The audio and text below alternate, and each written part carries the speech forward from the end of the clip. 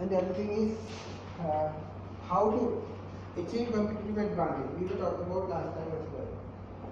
Right? How do you create the competitive advantage? You know that you have to create a competitive advantage, and how to get it. 4 competencies. Can you remember that? Can you remember that? About the 4 competencies? Yes or no? Huh? Yes. How? We were talking about this.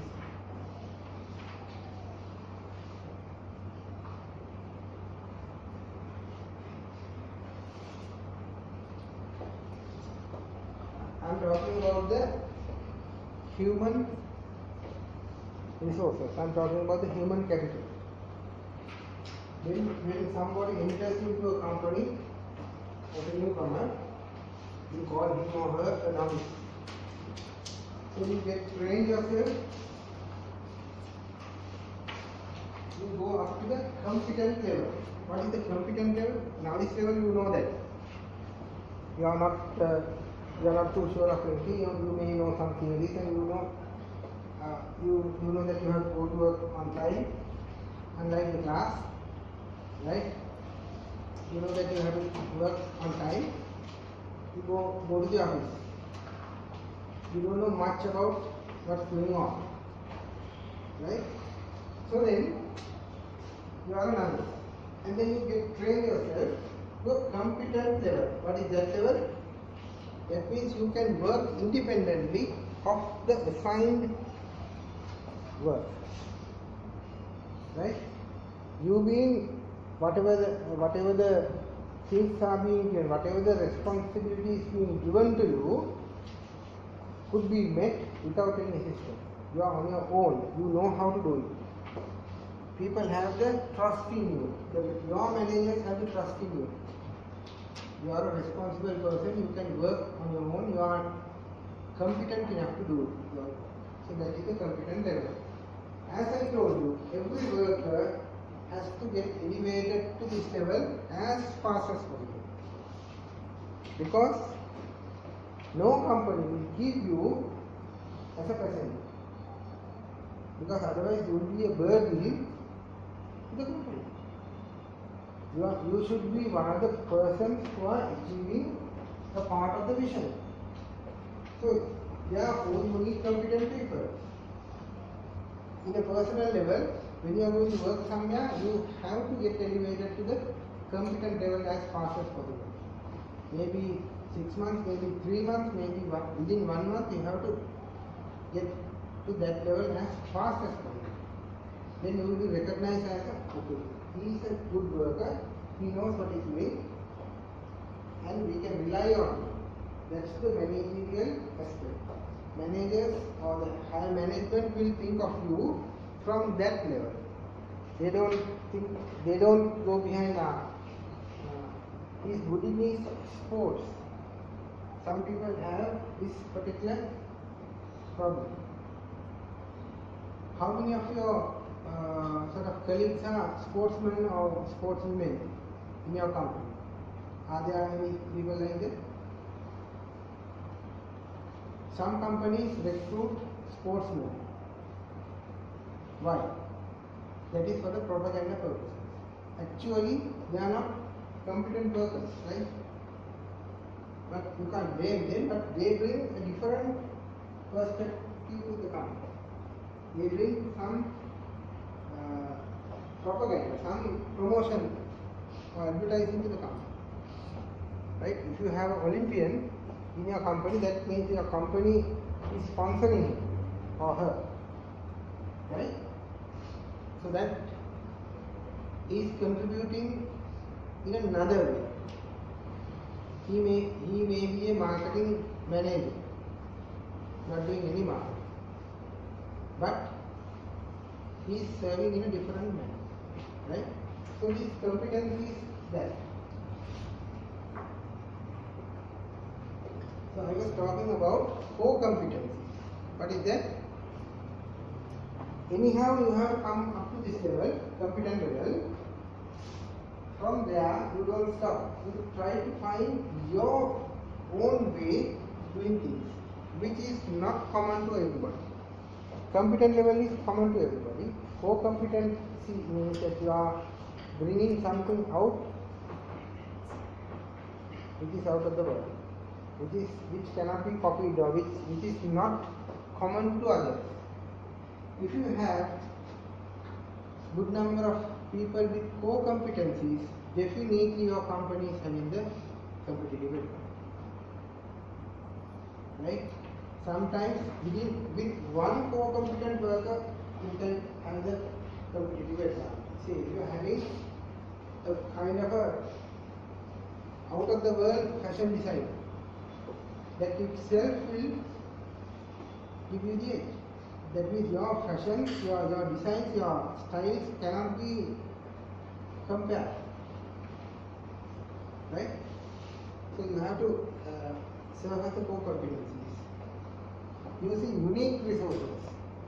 Sometimes your company will have unique resources.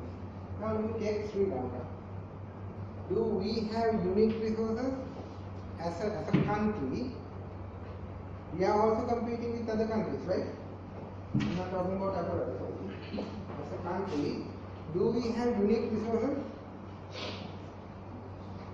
Is Sri Lanka having unique resources? Yes or no? Just don't look stunned or something like that, right? Do we have unique resources? Yes sir. What is this? Be careful, your head will fall down. Right? What do you think? Do we guess? What do we have? Gems, right? Anything else?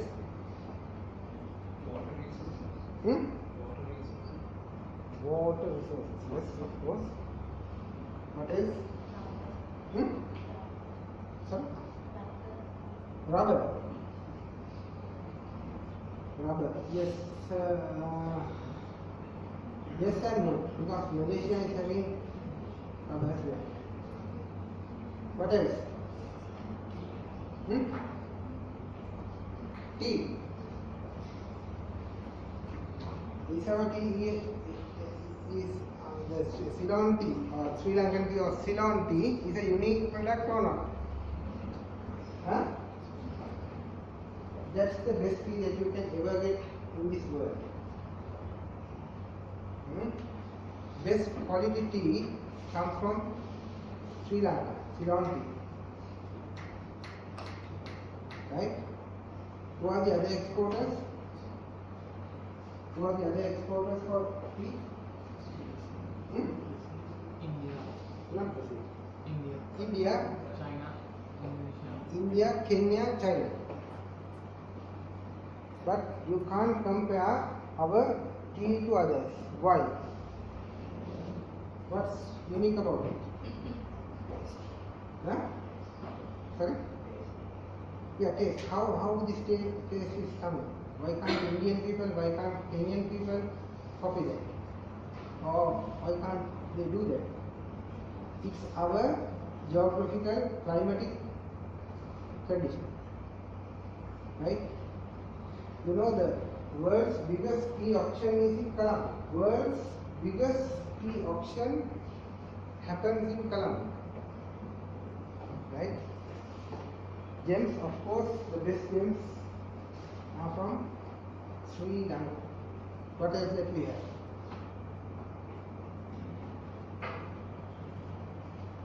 What else that we have? The best cinnamon is from Sri Lanka. Who are the other cinnamon exporters? Seychelles. Seychelles is nothing to us, right? They just, we know. Right? The best quality cinnamon is from Sri Lanka. Cinnamon is used for what? Huh? As a raw material for what? Sorry? Perfumes. All the fragrances.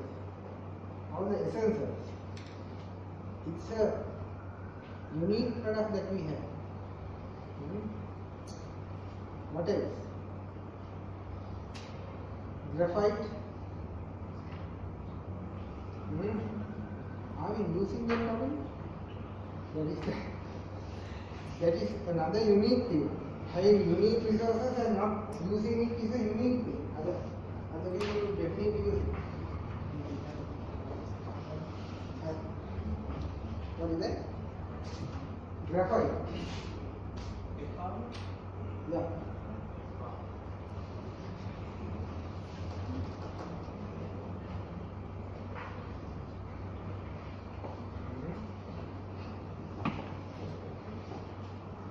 Right. Identifying strengths and opportunities. We were talking about SWOT analysis. Right? You should know how to do the SWOT analysis and tools. Right? You may have done the SWOT analysis just to identify strengths, weaknesses, opportunities and threats of a person, of a department, of a company, of a country, or group, whatever. Right? But just analyzing those things won't do anything. You have to have a way of counting on these strengths. You have to have a plan on how to use these strengths. You have to have a plan of eradicating weaknesses. You have to have a plan on using opportunities. You have to have a plan on facing threats. How to transform these threats to opportunities. Right? Just analyzing this won't do anything. Developing core competencies of departments. Different departments, you have to identify the core competencies and then go ahead.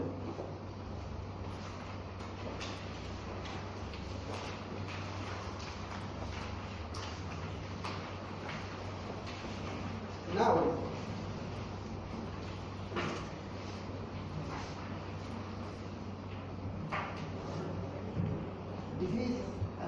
this particular grid is essentially talking about what functions, what departments. Is it marketing, finance, production, IT, or what? This particular grid is talking about which department? Is it talking about the marketing? Is it something to do with marketing? Or is it something to do with data? Something to do with finance, production, IT, or what?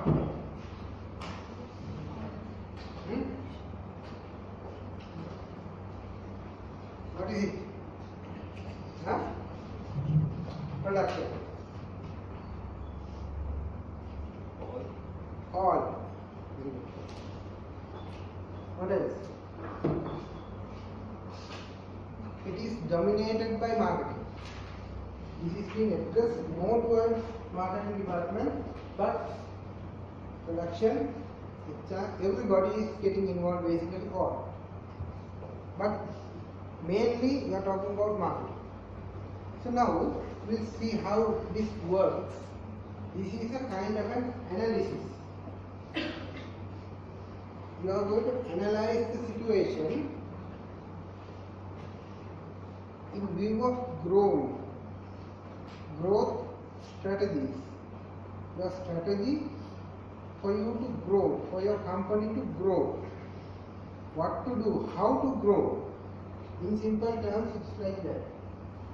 How to grow, how to go forward from this situation. Right? You have to think of the current markets. You are in the market right now. You are kind of a geographical territory. You may be serving only Sri Lanka, you may be serving Southeast Asia or whatever. That is the current markets. You are dealing with some products. You may be dealing with 10 products right now. Right? So the first box is talking about growing within that. You are trying to grow yourself with the existing market, with the existing products. You understand that? Say for an example, you have 10 items, shirts, trousers, frocks, or party frocks, shoes or whatever. There are 10 items that you are dealing with right now. You are producing 10 items right now. You are dealing in Sri Lanka, India, Bangladesh and Pakistan. That's all. Say for an example. With that situation, how to grow, how to make more sales, how to make more production. To do more production, you have to have more sales, right? Without going any further, with these 10 products, with these existing markets, how to do the growth. These are the ways. Enhancement of market share. MSQ is market share. Enhancement is what? Increasing. Enhancement of market share. You may be having 20% of market. You are trying to make it 22, 25. By doing this enrichment of usage, you mark these words. These are technical words. When you are writing the answers, use these words. Enrichment of usage.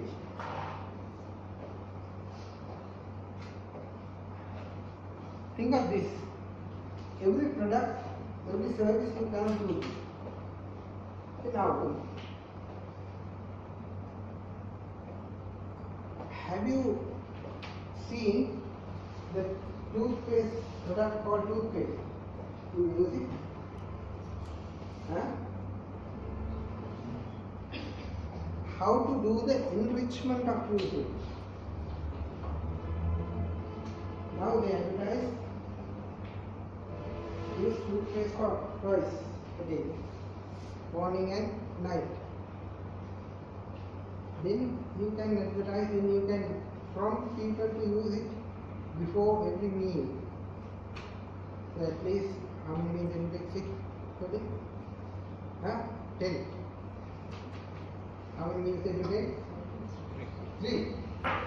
3, huh? Alright. You have to get 3 other meals, right? So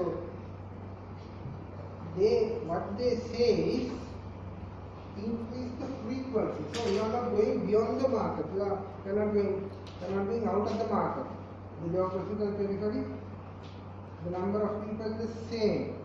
The product is the same. You are enriching. You are increasing the frequency of usage.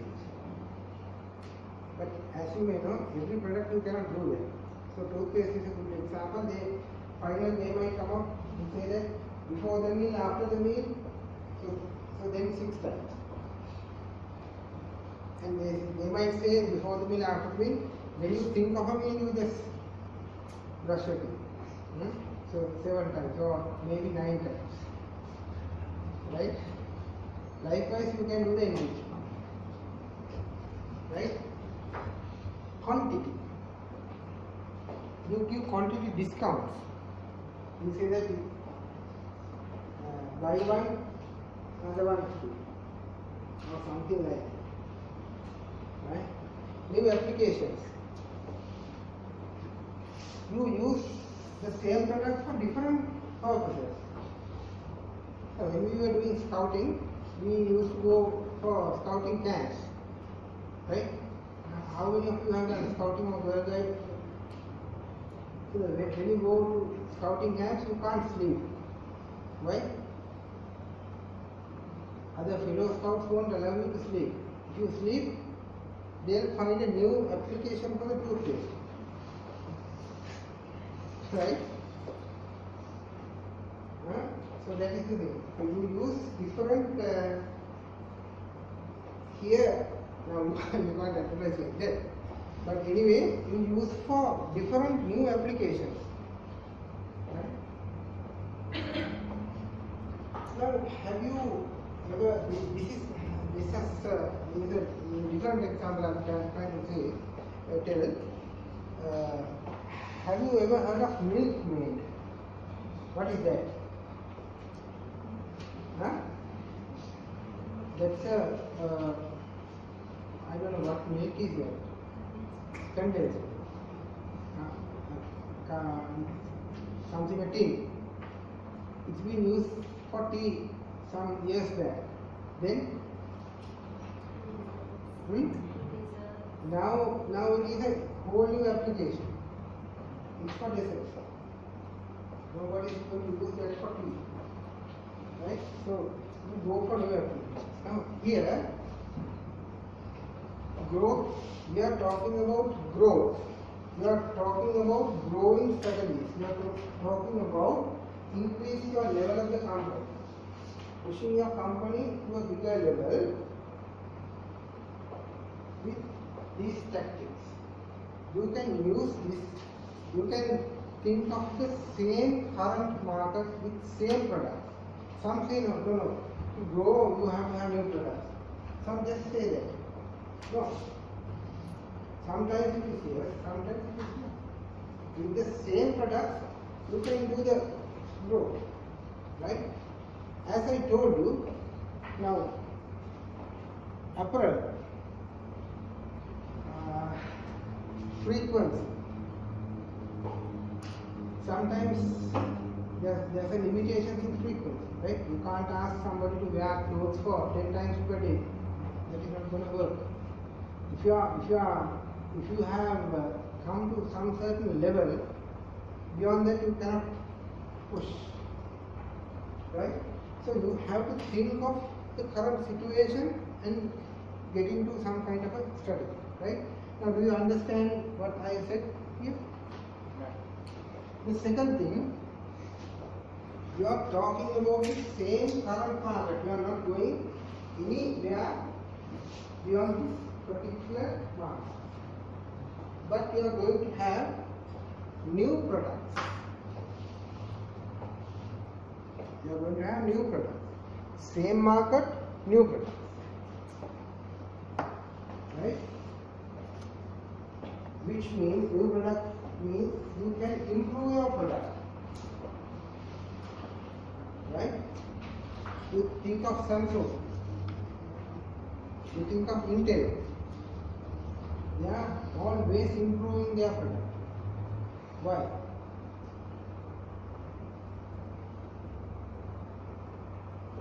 From their perspective, they are not, sometimes of course their intention is to grow.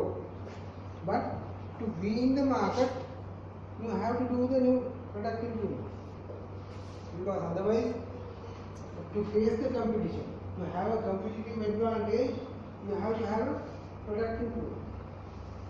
With the electronics, because electronics market is extremely developing extremely fast.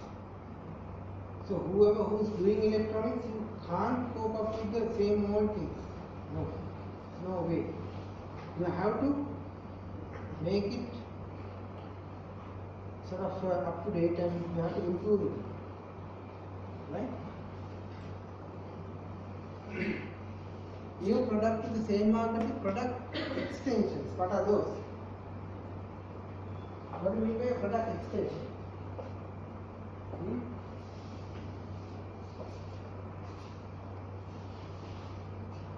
You are giving an additional feature or additional application or additional something to the same product. That's a product extension. Improvement means that you can improve the same product. You can improve the face. You can improve the quality. You can improve the speed with the same product.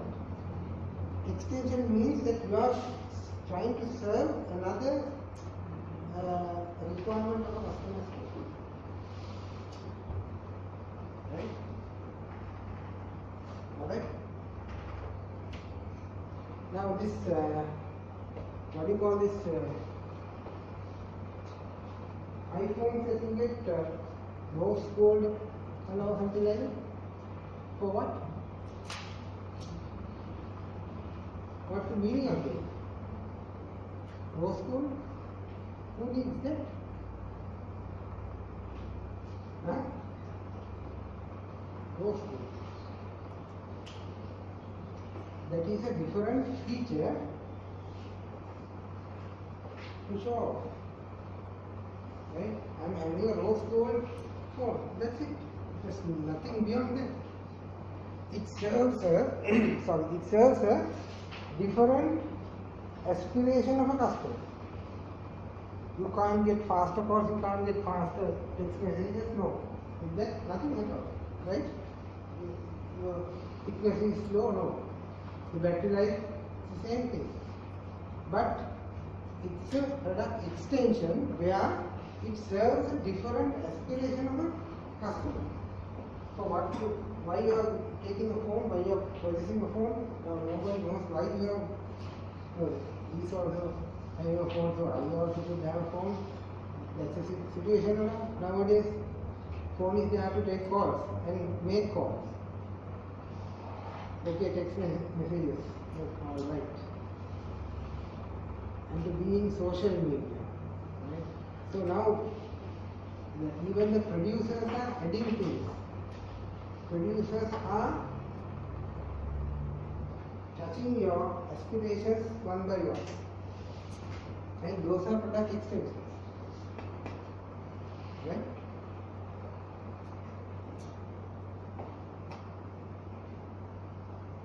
Are you clear with these two? 100% sure. 100% sure. This one, new markets with current products. You are not doing anything to the products that you are dealing with. Say you are having 10 products. Our goal example, you are having 10 products, but you are thinking of taking these products to new markets. That means you are closing down the existing market. No, you are continuing with the existing markets and you are trying to take these 10 products to the new markets as well. It's another growth strategy, right? Expand markets with geographical expansion. What do you mean by geographical expansion?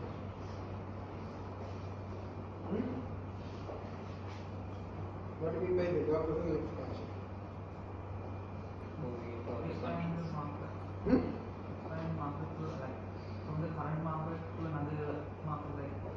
Geographically, you are going to a new territory. If you are dealing in Western province, you go to the poor province. You go to the southern province. You go to the megapolis. What is that?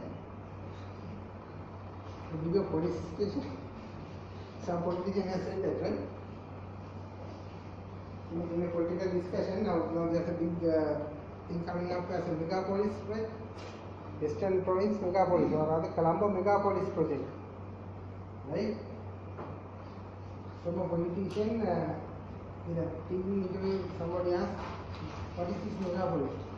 They were saying about crime rate is more, so we are having a bigger police station.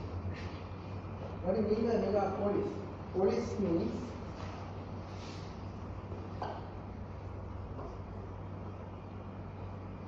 in Greek, bigger city. It's a Greek word. Polis means a Greek word. Means a bigger city. Bigger, sophisticated, complicated city. Right?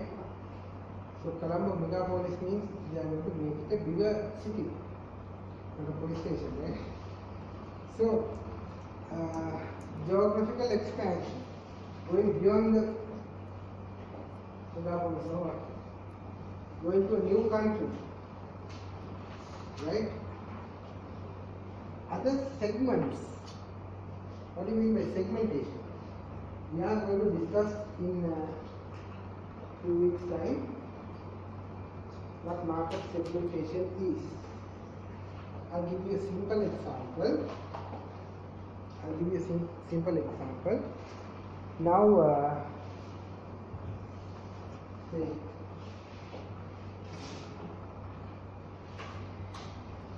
Coca-Cola. What is the segment they are, apart from the geographical, they are basically all over the world. Coca-Cola, what are the segments that they are in? What are the market segments that they are in?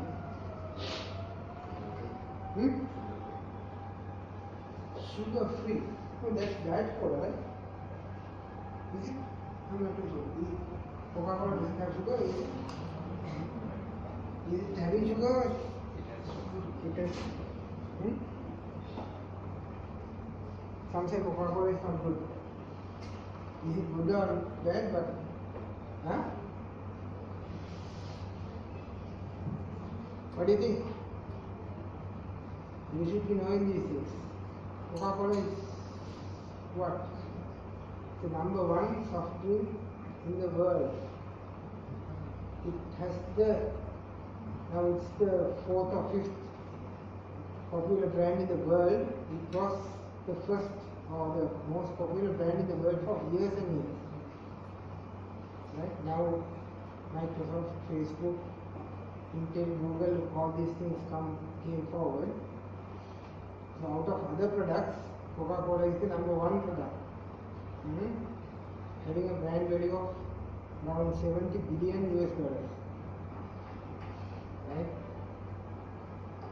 So brand value means if you want to make Coca-Cola from tomorrow, you can ask, okay, give me the brand name Coca-Cola. So you have to pay 70 billion US dollars to the company, and you have to make your own things, make your production plants and everything. They give you the name only. The name itself is valued for 70 billion US dollars. Right? Okay. So all what I'm asking is what is the segment that Coca-Cola is in mainly? Youth segment. We call it psychographical segmentation. When we were talking about segmentation, psychographical segmentation comes into play. Or behavioral segmentation. Coca-Cola is in those two segments. Behavioral segmentation, youth segment. Or you can say demographic. They are talking about demographics. We will talk about segmentations later. So here, if you are concentrating on one segment, you can go beyond that segment as well. You can attract the other segments as well. Right? Alright? With the same product, without any modification, without any extension, nothing at all, no packing changes, no changes of packing. You do the same thing and you try to attract other segments as well.